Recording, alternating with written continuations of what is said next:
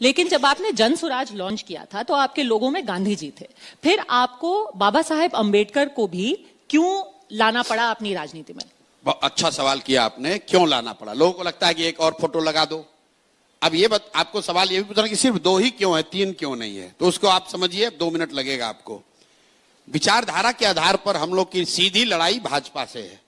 लोग चाहे कुछ भी कहें, विचारधारा के आधार पर जनसुराज की लड़ाई भाजपा से है। अब पूरे देश में विचारधारा के आधार पर भाजपा से लड़ कौन रहा है? तो अगर आप ध्यान से देखेंगे तो आज पिछली बार जितना भाजपा को वोट मिला है, भाजपा को वोट मिला करीब करीब 36%, लेकिन इनकंटेस्टेड सीट, क्योंकि भाजपा 543 सीट नहीं लड़ती है, uncontested seat there average is around 40%, मतलब 40% वोट भाजपा को पिछले चुनाव में मिला है।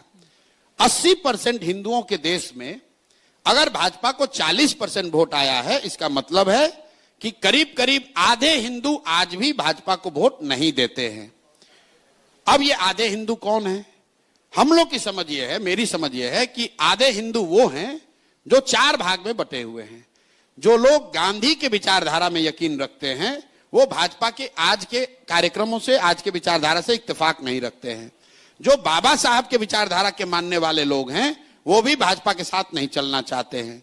जो कम्युनिस्ट विचारधारा के मानने वाले लोग हैं वो भी भाजपा के साथ नहीं है, चाहे किसी जाति के हों।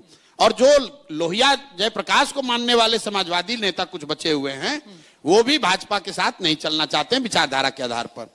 तो हम लोग का जो राजनीतिक सामाजिक फॉर्मूला है कि अगर इन 4 विचारधारा के मानने वाले लोग मुसलमानों के साथ और अन्य माइनॉरिटीज के साथ सामाजिक राजनीतिक गठजोड़ बना लें तो वो डिनोमिनेटर बढ़ के हो जाएगा 60%, और वही तरीका है भाजपा को हराने का या उनसे लड़ने का।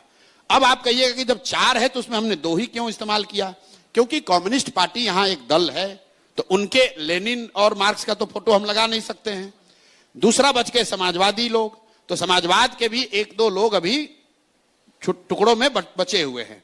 तो जो 2 विचारधारा के लोग हैं, गांधी जी और बाबा साहब, अगर इन 2 विचारधारा के मानने वाले लोग भी साथ में आ जाएं और मुसलमानों के साथ, ईसाइयों के साथ, सिखों के साथ गठजोड़ बना ले तो वो भाजपा से लंबे समय में मुकाबला कर सकते हैं और उनको विचारधारा के आधार पर लड़के हरा सकते हैं।